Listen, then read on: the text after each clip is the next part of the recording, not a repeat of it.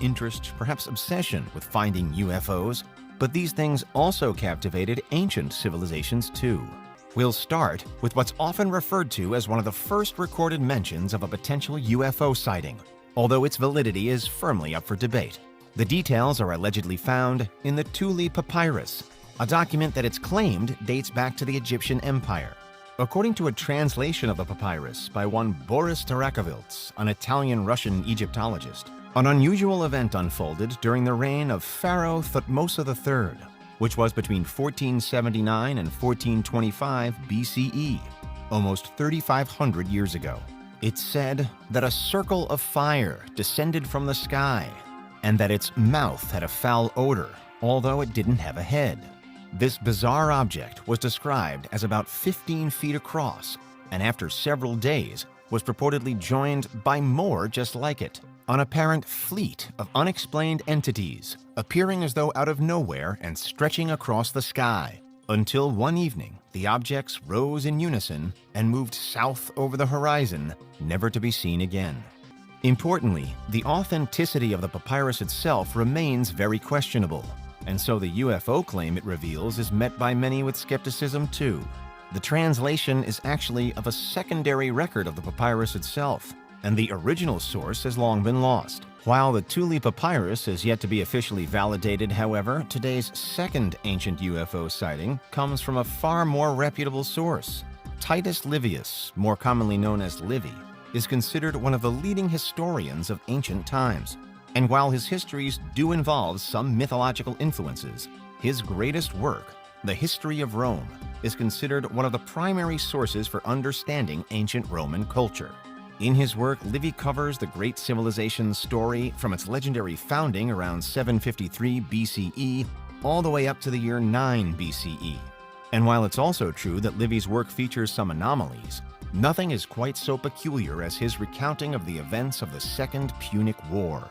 It was a crucial 17-year conflict, but what it's perhaps best remembered for is Livy's various descriptions of phantom ships that appeared during it in the skies above the battle. Many have recognized the seeming similarities between Livy's shield-shaped somethings and our modern archetypal depictions of a flying saucer. For today's third ancient sighting, though, we switch to the work of the noted Greek-turned-Roman historian Plutarch. According to Plutarch, in 74 BCE, the army of the Roman Empire was marching on the army of the king of Pontus, Mithridates VI, in the region of Phrygia, which is in modern-day Turkey. However, the two armies never met. Just as tensions were about to peak, a large body of flame is said to have descended from the sky between the two sides. Taking it as an omen from the gods, the two armies are then said to have separated, saving them from a bloody conflict. According to Plutarch, writing about an event which was allegedly witnessed by thousands more people, the fiery object was shaped like a jug of wine and was of a molten silver color. Again, there are numerous contemporary claims that this incident may have simply been caused by a falling meteorite, but not everyone agrees. The NASA scientist Richard Stuthers, for example, reasoned why it may not have been a meteorite as part of a 2007 study into UFOs from classical antiquity.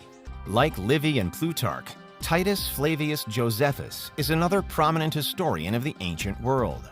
Working in the 1st century AD, he primarily covered Jewish history and the Jewish-Roman Wars.